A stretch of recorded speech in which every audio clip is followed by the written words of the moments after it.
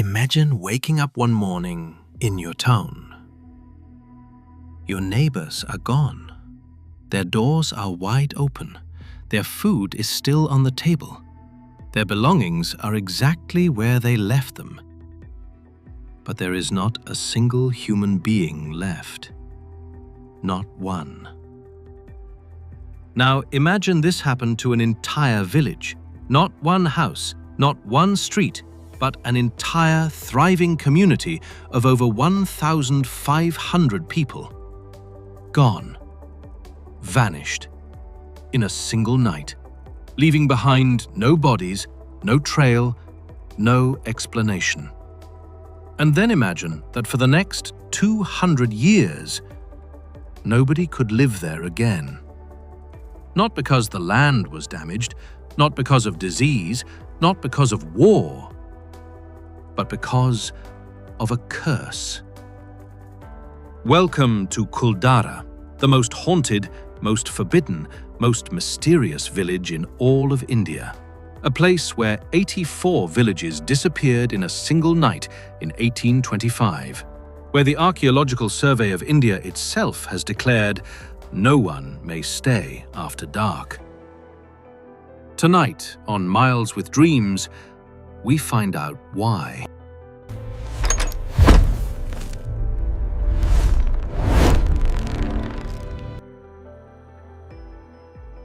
To understand what happened to Kuldhara, you first need to understand what it was. The year is 1291. In the heart of the Thar Desert in Rajasthan, a community called the Paliwal Brahmins established a village. They named it Kuldhara. Now, the Thar Desert is one of the most unforgiving environments on Earth. Extreme heat, scarce water, barren land that defeats most attempts at agriculture. For most people, building a thriving community here would be impossible. The Paliwal Brahmins were not most people. They possessed an extraordinary, almost supernatural ability, an advanced understanding of water management and desert agriculture that was centuries ahead of their time. Using ancient techniques that modern engineers still struggle to fully understand, they transformed the barren desert sand into fertile, productive farmland. They built complex underground water channels. They developed crop rotation systems perfectly calibrated to the desert climate. They created a self-sustaining economy that made Kuldhara one of the most prosperous settlements in all of Rajasthan. For over 500 years, Kuldhara thrived. At its peak, Kuldhara was the center of a network of 84 interconnected villages, all populated by Paliwal Brahmin families. Known throughout the region for their intelligence, their generosity, and their unbreakable sense of community honor. Their homes were architectural marvels, stone structures built so precisely that they have survived 200 years of complete abandonment and still stand today. This was a community that had everything: wealth, knowledge, community, a 500-year legacy built into every stone of every building. And then, one man arrived. His name was Salim Singh, the Diwan of Jaisalmer, the Prime Minister of the entire region, a man of enormous political power, known throughout Rajasthan for two things: his ruthlessness in collecting taxes and his complete disregard for any law that stood between him and what he wanted. The Paliwal Brahmins had always paid their taxes. They were prosperous, peaceful, and had maintained the respectful relationship with the ruling powers for 5 centuries.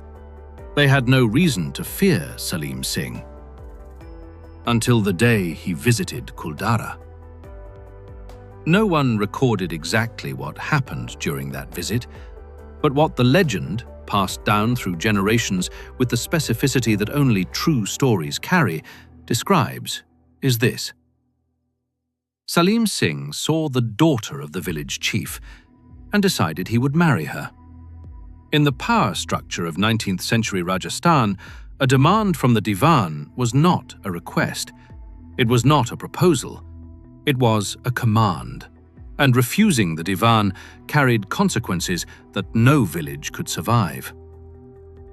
But the Paliwal Brahmins were not a community that bent easily. The village elders met in emergency council. They understood the situation with brutal clarity.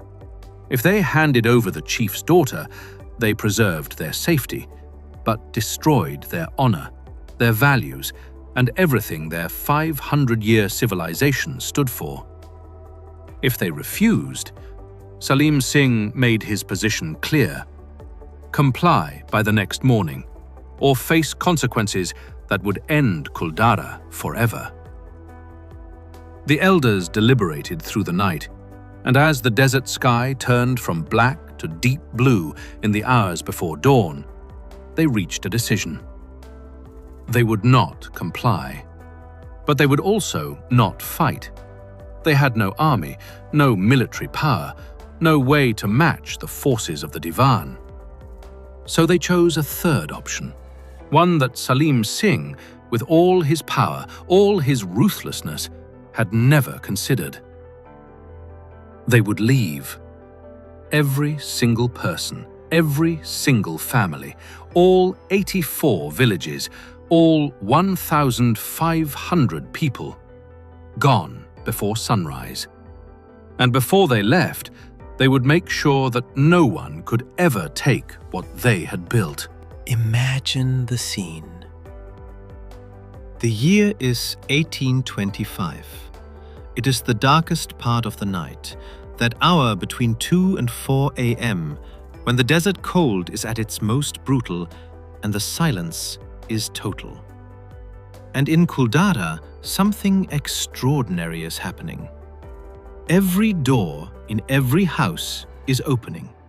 Every family is gathering what they can carry, silently, without lanterns, without fire, without a single word above a whisper. Mothers carry sleeping children. Elders are helped across the sand. Animals are led quietly by the hand.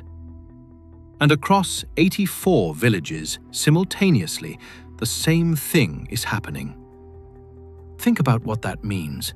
How did 1,500 people across 84 villages coordinate a simultaneous midnight disappearance in 1825? No telephones, no telegraph, no modern communication of any kind. Historians have no satisfying answer. Before the last family left Kuldhara, the village elders gathered at the entrance to the settlement, and in the darkness of the desert night, they performed a ritual, a curse. The exact words have been lost to time, but their meaning has survived for 200 years with absolute consistency. No one shall ever live in Kuldhara again. Anyone who tries to settle here will be destroyed. The land belongs to us forever, and we are no longer here. When Salim Singh arrived the next morning, he found empty houses, cold hearths, food left mid-preparation on stone counters, tools abandoned in fields. Everything exactly as it had been the night before, except the people.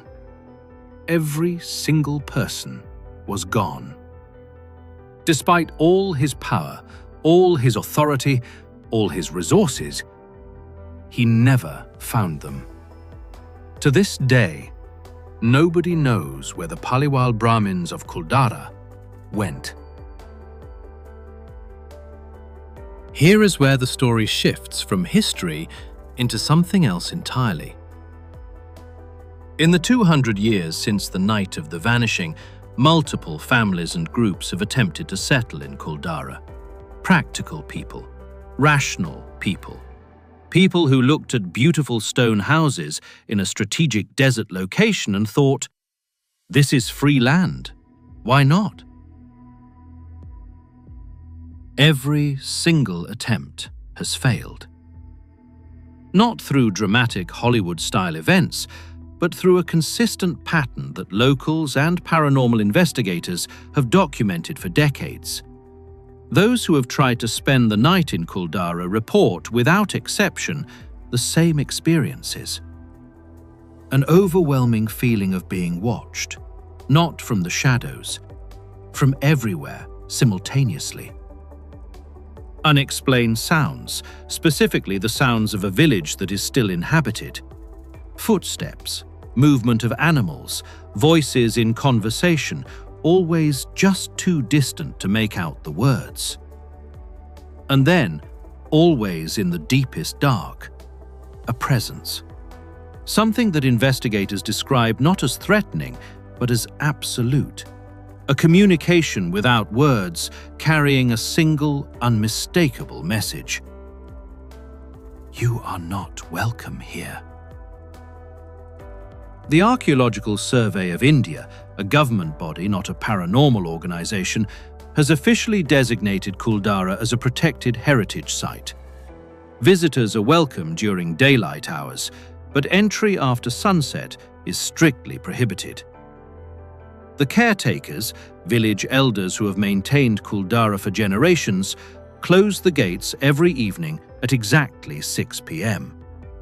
When asked why the prohibition is so absolute, why it cannot be bent for researchers or documentary filmmakers, they give the same answer every time. The ones who left, they never truly left.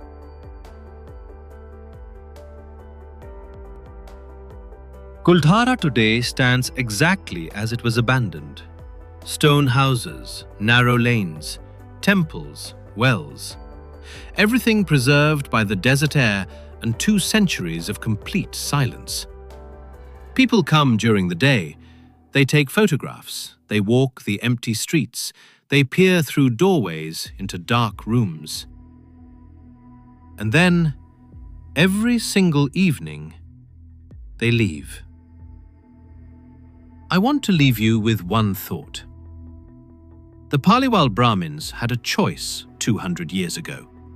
Submit, fight, negotiate. Instead, they chose something that no tyrant's power could answer. They disappeared.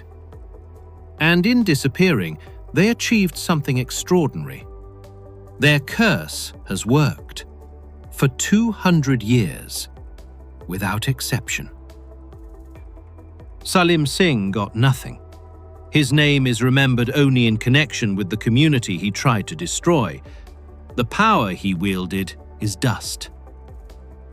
But Kuldhara stands, silent, intact, uninhabited, exactly as its people intended. Thank you for walking into the dark with me tonight on Miles with Dreams. Tell me in the comments, where do you think 1,500 people disappeared to in a single night? What really happened to the Paliwal Brahmins? Subscribe for a new mystery every week. And until next time, don't visit after dark.